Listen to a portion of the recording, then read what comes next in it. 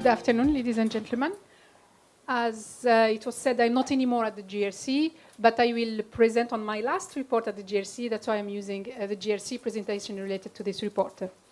And when we started working in this report, it was last summer, and it was after the publication of the Energy Union strategy, and after you will see a slide about what I consider as a revolutionary call that we have in the Energy Union strategy with this idea of rethinking energy efficiency.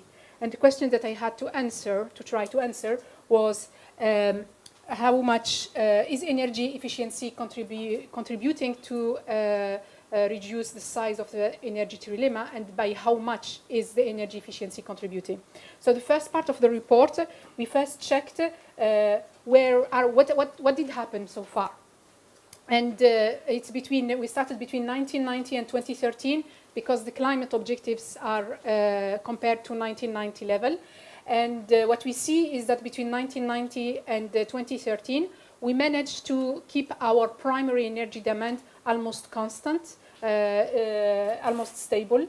But this is not enough to say that. And it's difficult to say if it's due mainly to the energy efficiency policies that we have, or if it's due to other factors. And what is important from energy security perspective is that it's good that we kept our overall primary energy demand almost constant, but in terms of energy dependency, 72% of our energy demand in 2013 was fossil fuel based. So if we didn't have kept this constant, our energy dependency would have been, of course, much higher. And when you look at in terms of how much improvement we did in terms of reducing our consumption of fossil fuels, it's not that much for such a long period of time. It's just 6 percentage point. And then when you look at it from climate perspective, what was the impact on the climate? So the overall emission of the EU between 1990 and 2013 have been reduced by 21%, but those related to energy have been reduced by 19% only. And what is important is that when you look at the overall emissions, in 2013, 79% of our emissions are related to energy. And even if, in the meantime, in 2008, we set the 2020 target. In 2009, we introduced the Renewable Energy Directive, and in 2012, the Energy Efficiency Directive. We didn't conduct ourselves a decomposition analysis to see the real impact of energy, of the efficiency impact on the energy consumption reduction. But from the work that was done by Fraunhofer, we see that between 2008 and 2013, this is where we have the impact of various efficiency directives. We have the reduction due to the activity is more important than the reduction due to efficiency improvement. And these questions beat the policies that we have. And then when we look at it from sectoral perspective, what we see is that the supply of energy, the power production, we had shift. You see how much the red ones are the oil, the share of oil for each sector. And we see how much the oil is resilient in the supply, and more particularly in the transport sector. In the supply side, we had a shift in many countries from solid fuels to more gas and a bit more of renewables, since we have the efficiency, the renewables directive. As a result of that, we have a reduction in emission of the supply side. In industry and buildings, the main shift is in the building sector to gas. We have only few countries in the south still using oil for heating, like Malta and Cyprus, but most of the countries use gas, electricity, and we have the introduction of renewables. So we have an important reduction in these two sectors in terms of emission. But in the case of transport sector, so the only shift that we have is, since we have the Renewable Energy Directive, because we have clear requirement to increase the share of renewables in the transport sector. But unfortunately, this is not enough. And between 1990 and 2013, we increased the emissions from transport sector have increased. It's the only sector where we have an increase of the emissions. And we will see later on that it's not going to get better we don't plan to make it better, actually. And then, of course, this has an impact on our import dependency because what is in red is the import, what is under 0 is the import, and what is in above 0 is the domestic production. And as we see that several countries are almost at 100% import dependency, we have the only country that is net energy exporter is Denmark. However, we have to be careful about Denmark as well, because when you look at the figures between 1990 to 2013, yes, they increased their national production, their domestic production, but when you look at the more recent figures in shorter period of time, they are also experiencing a decrease, and in all other countries, the need for fossil fuels, the fact that we need fossil fuels and fossil fuels are not produced locally increases the import dependency of Europe. Overall, when you look at the 28 countries, so domestic production of fossil fuels decreased by 16%, while the import have increased by 31%. But we have to keep in mind that during this period, we have been able to have almost the same consumption. So if we didn't reduce our consumption, the imports would have been increased much more. And this is very important. And of course, these imports, fossil fuel imports, have a direct impact on the trade balances of the countries. The rectangle that you have here is like the small one there, just to look at the countries, to have a better view of the countries included. As I said, the only country who is net energy exporter is Denmark. It's the only country where the energy trade balance is positive. All other EU countries, the energy trade balance is negative. And by having an energy trade balance that is negative due to import of fossil fuel, so we pay twice. We pay first to import fossil fuels, and then we have to pay to decarbonize our energy system. And it's the case in all EU countries. And we have, of course, the primary energy mix of the country has plays an important role in terms of emissions. So, for example, France, which has a very negative energy trade balance because we import almost everything.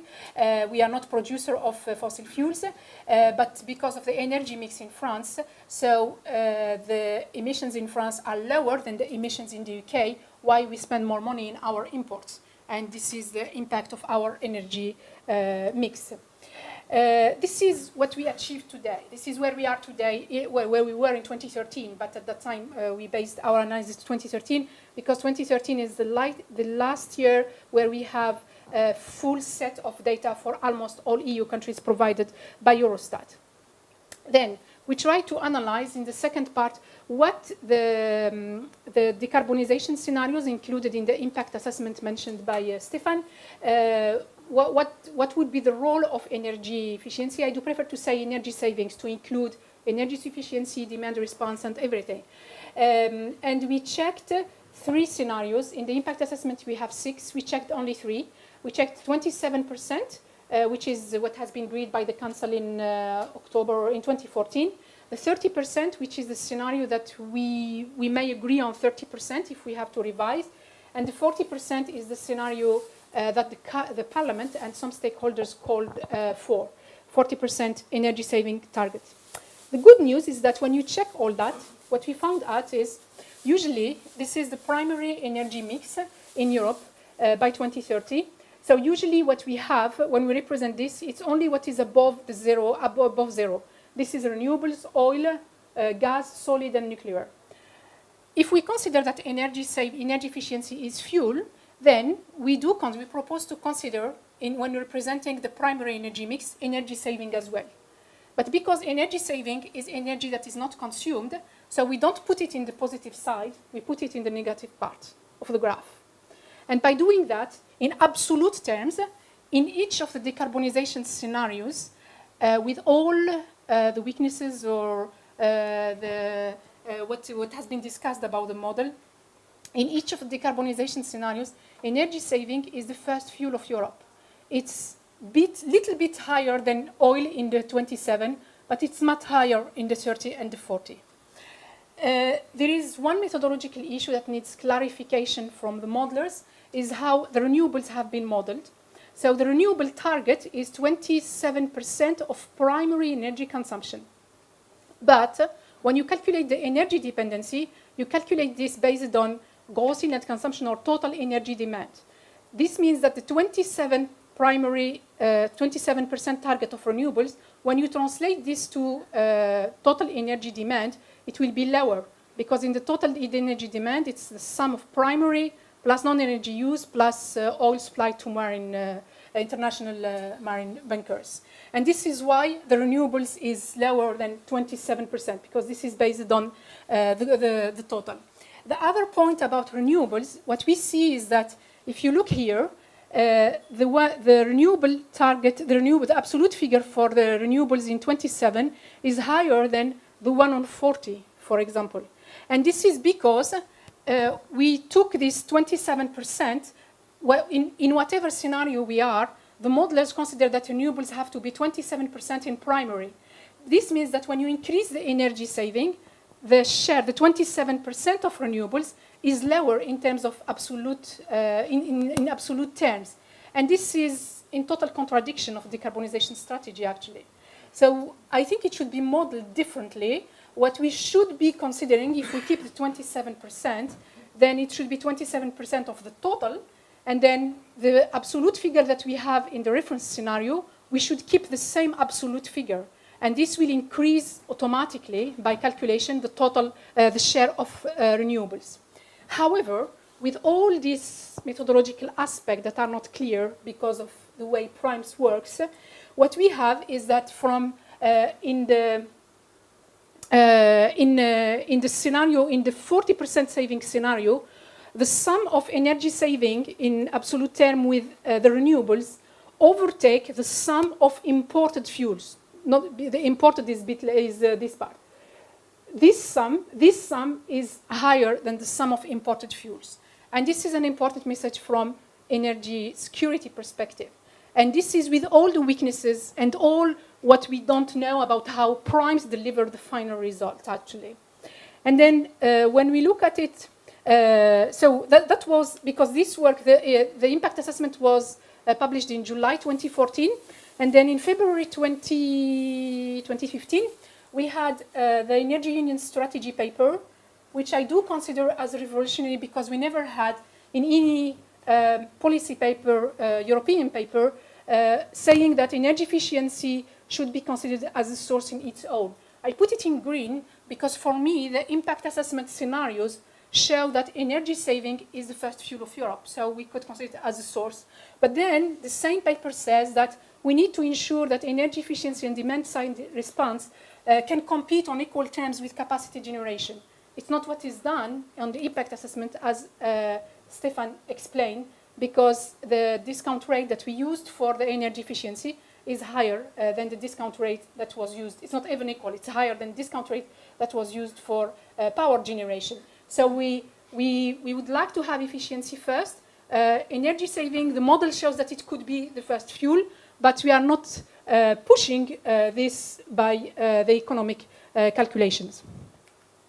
And then the impact on energy dependency, because the energy dependency is calculated as a ratio between the net imports and the total energy demand. So that's why when you have, with the decarbonization scenario, what they will do from dependency perspective is to keep our dependency at the level that we have today, around 53% in all scenarios. But if we would not have had these scenarios, so we could reach up to 70% of energy dependency. What I did is that I reintegrated the savings, and because we don't have more domestic production, I considered that the energy that is needed if we don't get the savings will be, of course, imported. And in this case, you reach 70% in the case of the scenario at 40% saving. Now, when you look at it from the sector perspective, the share of final energy consumption, the decarbonization scenarios focus on, when you look at, the first time I looked at this, I had the feeling that the building sector was well modeled in the decarbonization scenarios. but I will explain later why I don't think it's the case today. But for sure that when you look at the decarbonization scenarios, it's exactly like the figures that Stefan showed. So the transport sector, it's almost the same saving that we expect in all the scenarios. It's around 5% compared to the reference scenario. There is also something that is a bit bizarre, is that in the reference scenario, the consumption used for transport is higher than the 2013 consumption provided in Eurostat.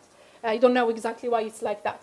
But then the building sector, the residential and non-residential sector, we have a decrease in the share. Today, the building sector represents 41% of the final energy consumption.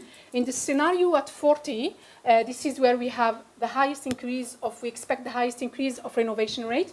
We will be at 31%. So it's 10% difference. This is when we look at it from energy perspective. And then for power generation, the renewables is in all scenarios, the share of renewables that has been considered will make renewables the first fuel for power generation by 2030. Now, if you look at it from climate perspective, so the red one is our emission reduction to be for 27 and 30% energy saving target. Here we are at 40% emission reduction compared to 1990, as it was in the 2030 climate framework. And then if we are at 40% energy saving, we increase the emission reduction. We are at 44% compared to 1990. But what I did in addition to that, the green one that you see here, is the IEA to DS. The IEA has two different scenarios. They have a scenario that is that are published every year. One that is published under the energy technology perspective, where they look at the decarbonization of the energy system. And the other one is the one that is called 450 ppm, that is published with the World Energy Outlook. So I compared to the IEA to DS. What they do is that they show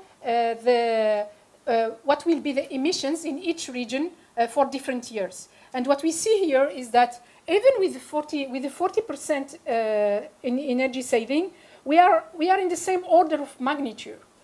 But when we did this work, like the IEA to DS, but when we did this work, that was before Paris Climate Agreement, because this is to be at 2 degrees. Now that we have Paris Climate Agreement, we don't have the figures, but my guess is that when we will have the figures for Europe, where we should be in 2030, it must be lower than the IEA 2DS estimate today. This makes me say that our current climate ambition is challenged by our agreement in Paris.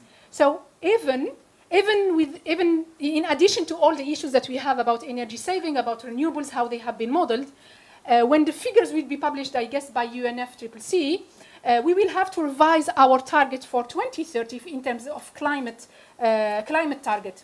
And what will happen, I think, at that time, because today, I don't know exactly how the 27, 30, etc. have been decided, but today I would say that this is a European kitchen. We decide this between ourselves. But tomorrow when we will have the objective where the EU should be in 2030, it will not be anymore a European kitchen. Because then the starting point would be where we should be in 2030 in terms of emission reduction, and we have only 2 pillars to decarbonize: energy efficiency and renewables. So my guess, I am a bit optimistic, is that in the future we will not have anymore this debate about where to set the target, 32, 30, blah, blah, blah. But what we will have is that the climate target will decide for energy efficiency target. It will be a consequence of the climate targets. So that's why Paris Agreement is very important for us as Europeans as well. And we cannot anymore, well, if we would like to be to continue to claim to be the climate champions, so we need to adjust a little bit our targets.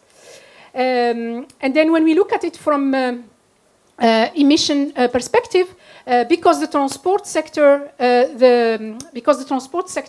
is not well modeled in the decarbonization scenarios. So it's the sector, remember, when we compare between 1990 and 2013, it's the only sector where we had an increase of the emissions. But it seems that in the projections to 2030, the transport sector will have the highest emissions because it's not well modeled. And the building sector is projected to be the least emitting sector among the end-use sectors. And this is due to the renovation rate that we consider in the primes, the increase of the renovation rate. However, when we look at more carefully the renovation rate that are considered, in the scenario at 27, this is what has been agreed today, we consider for the period between now and 2020, 1.48%, if I remember well.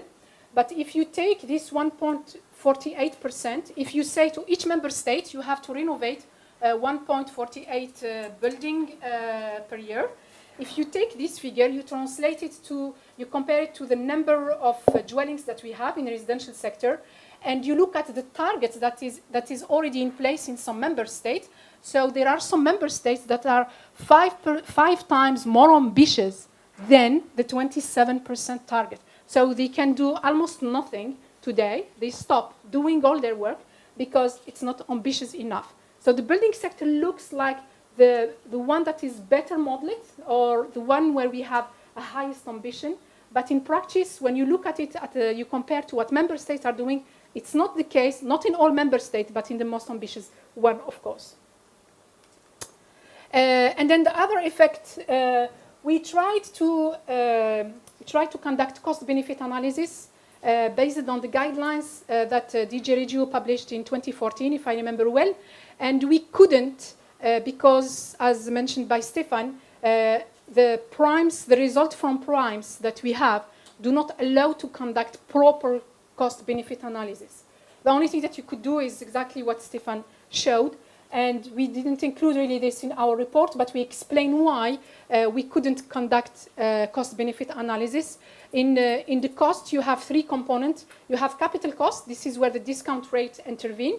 Then you have direct energy efficiency investment. There is no discount. This is what he considered in his analysis.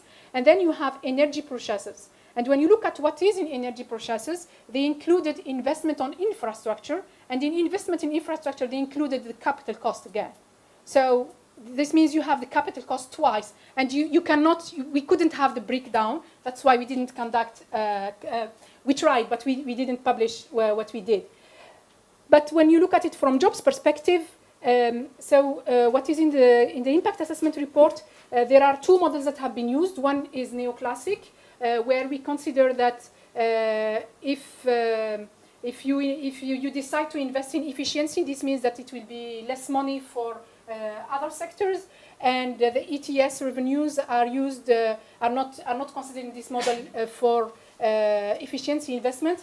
And the other model is the post-Keynesian model, where we consider that investing in efficiency will not lower investment for other sectors, and the ETS revenues are used for efficiency investment. Actually, without going to the details and the differences between the two models, what matters is that in the two models, the green bar that you see here is the number of persons employed, the changes in number of its percentage employed. This is for 40% saving target. The red one is for 30, and the 27 is for 20. The blue one is for 27. We see a huge gap between the two, and this is in terms of benefit actually as well. But even if we cannot evaluate it at this stage, and it doesn't matter in both models, we see a huge gap between the number of jobs, the changes compared to the reference scenario that we will have in terms of jobs, job creation, particularly in the construction sector, because, as I said, the building sector is the sector that has been where we put more emphasis in the modeling, even with what I said before. And then we tried a little bit to see in the impact assessment. There is not too much about the architecture, the policy architecture for 2030. So it's difficult to comment on that. It's the work that the Commission has to do now. But the first thing that we tried to do is to try to understand how much money is available for efficiency, just to compare to the investment needs. And I did an attempt before for buildings, and I couldn't find how much money is dedicated to building at the EU level. I thought it was because I was looking to one sector specifically. Then this is for all sectors, and this is why we included question mark. We don't know. We cannot do it. We cannot have this sum. Most of the money is coming from the regional fund, and in the regional fund, the money going to energy efficiency is under the category low carbon economy, but under this category you have plenty of other things. And you cannot know, it's not tracked. We don't know how much money today, how much EU money is available for that. And we don't know, so because we don't know how much is available today, we have no idea of how much we could have later and how to shift this money, to use this money differently. Why we were looking to this figure? Because we wanted to estimate, we know that from the EFIG report, from the finance institution report, that we need to remove the perceived risk by the financial institutions, and one policy way to do it is to have a guarantee fund. And we were arguing that we need guarantee funds specifically within the Juncker guarantee, specifically dedicated to energy efficiency. That's why we wanted to estimate this, but we couldn't make the estimate. We know that it's a long-term, the decarbonization is from now until 2050. We cannot have a short-term view for the decarbonization. It's not going to work. If we look at it from short-term perspective, so it will show that we will end up with low ambition. And that's why we need long-term perspective. We need to have this guarantee for de-risking the energy efficiency investment. This is how we will lower the discount rate, actually. We also need to reshape institutions, because one of the issues, for example, why we are not able to know how much money is available today for energy efficiency is that this money is split between different DGs, and within different DGs, within different units. So, and there is no, it's difficult to put everything together, it seems, and also skills to work on the decarbonization. And what is really missing in Europe is that the evaluation of the impact of the policies that we have today, how much savings are we getting, and the ex-ante evaluation when we are designing a policy to look how much savings we could get actually. And I am not a lawyer by training, but for me it's difficult to understand how we could enforce target if it's not a binding target. So it's not surprising that we don't work on enforcement, because from law perspective, from my understanding of the law, it's not possible actually.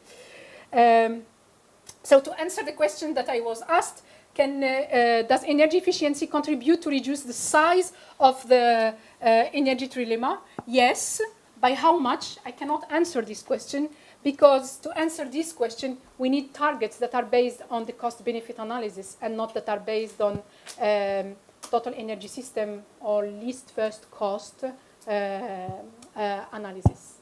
The report is available on the GRC website. The presentation as well is available on the GRC website. Thank you. Erwin Cornelis of Vito, Belgium. I'm having a question on the energy demand of the built sector, of residential and also commercial. The energy potential is only energy potential at the demand side looked at, so reducing energy demand for the dwellings, and to what extent is also the redesigned heating supply looked at. And then here I refer to deploying district heating grids and tapping the excess heat from industry, waste incinerators and power sector to provide heat to the built sector. Yeah. When you look at the building sector, I fully agree that we need efficient supply of energy to the buildings. But if you start with the supply side, you are starting from the end. The first step is to reduce the demand. The first step is to reduce the energy that is wasted in the building themselves. Our buildings are leaking because they were not designed at the time we had the highest construction rates, that was after the war. We were not looking to these points. Actually, we were not looking to these issues. So that's why we designed buildings without taking into account the fact that we need to have buildings that do not waste energy. So starting from the supply of district heating, etc., is, I think, the wrong way to look at on how to reduce the impact of the building sector. The right way is to reduce the wasted energy in the demand. And then when you have optimized, and to do that, because in Europe it's a bit too late for new buildings because our construction needs are very low compared to what we have seen. I think it was Taylor who showed in India, China, etc. In emerging economies, they can do that. They could look on what the lady asked, the question about energy sufficiency, the design of the buildings. For us, because the construction rates are very low, what we have to do is to renovate the envelope. That's the first step. That's clear from physics perspective. There is no discussion. There is a politics discussion, I know that, but just go back to the fundamentals. And I think from time to time, policymakers need to be reminded the fundamentals that we all learned at school. So from physics perspective, the first step is to reduce the wasted energy. And the only way to do it in existing building is to improve the envelope. The second step is to improve the energy systems within the buildings. The heating system, it could be supplied by district. It's more efficient. Okay, that's right.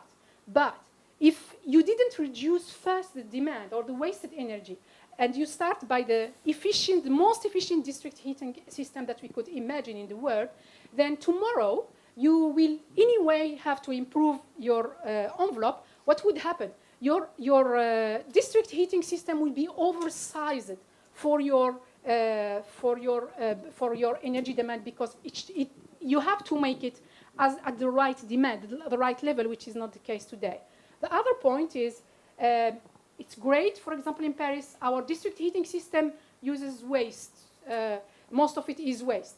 But I never really checked from where this waste is coming.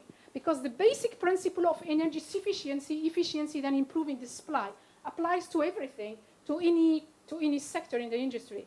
So I didn't check from where our waste is coming, but I guess that if it's wasted, this means we have done also mistakes in other sectors, in industry, if it's coming from industry.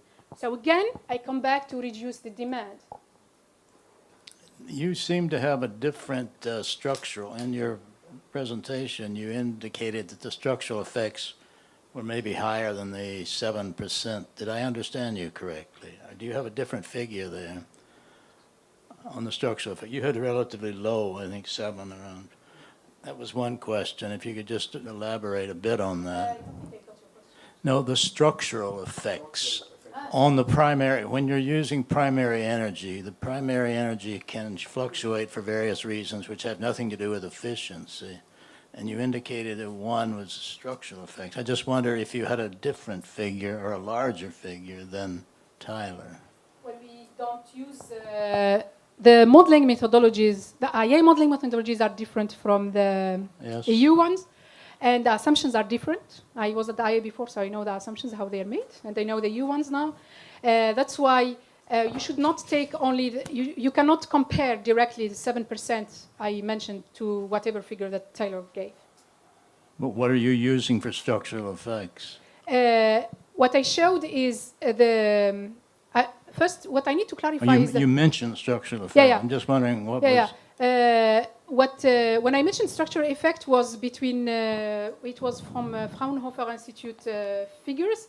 When they analyzed the effect of energy efficiency, they did the analysis between 2008 and 2013, and their analysis showed that the savings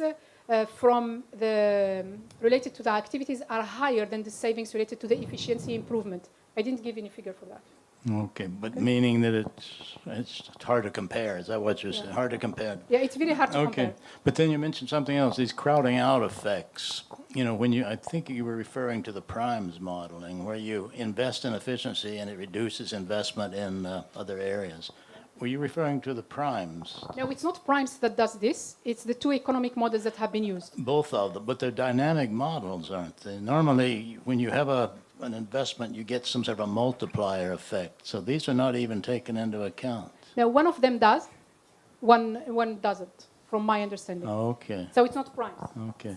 If one want to understand the modeling, these two macroeconomic models, then the Commission has recently published a report made by Cambridge Economics, are the main author, but that has been made together with the other modeling units. It's a very well-written report where they explain how these two models has worked and how they why they give different results, why the neoclassic model, which has a decrease in economy, has the highest growth in jobs, which very often seems to be contradictory. But they explain that very well in that report. So if you want to go into that, it's a very good report. I'll do that. But then I have one final small question. Sorry, one point. The objective, from my understanding of using these models, it's not to look at the detail, because again, the modeling methodologies are different, the assumptions are different. So it's not to to compare the figures one by one, just to give an idea. Because for policymakers, is to see that if you have an ambitious target, then you will have more job creation, or you have this effect on GDP. Exactly. I agree. And just one little question. It's a sub-question of mine. No, you can't. Last one. Yeah, you mentioned something I agree completely with, the idea of de-risking and the importance of using default guarantees. I know in the U.S. considered one of the best ways of spending public money is to provide default guarantees on investments in, among other things, efficiency. Have you thought more about how that could be done in the EU? Who would provide the guarantee and how? I did, when I was at the IEA, I did estimate about, for two countries, France and Netherlands, about how much money is needed for the renovation of the overall building stock in two countries to make the building stock at zero energy level by 2050. And one of the major conclusions that I was really surprised was to realize that we don't need more public funding. The funding that was already available, that was in these countries allocated to energy efficiency was enough. But this funding is not well used, actually. That's why we don't have we are not able to create renovation market in both countries. And then at the EU level, I was in touch with EIB, and I was particularly interested in what I call Juncker's guarantee, because within Juncker plan we have a guarantee, and I was trying to understand how this guarantee could work. I think the body who could run this guarantee should be the EIB. I couldn't, because if you remember when I showed the financing part, I don't know how much money today is available for energy efficiency in Europe for the EU money. So I couldn't make the same check like what I did for France and Netherlands when I was at the IEA. So my answer is we need to have better understanding about how much money is available today. And then we need to work, and EIB was very interested on this guarantee fund. We need to work with EIB on how to run it.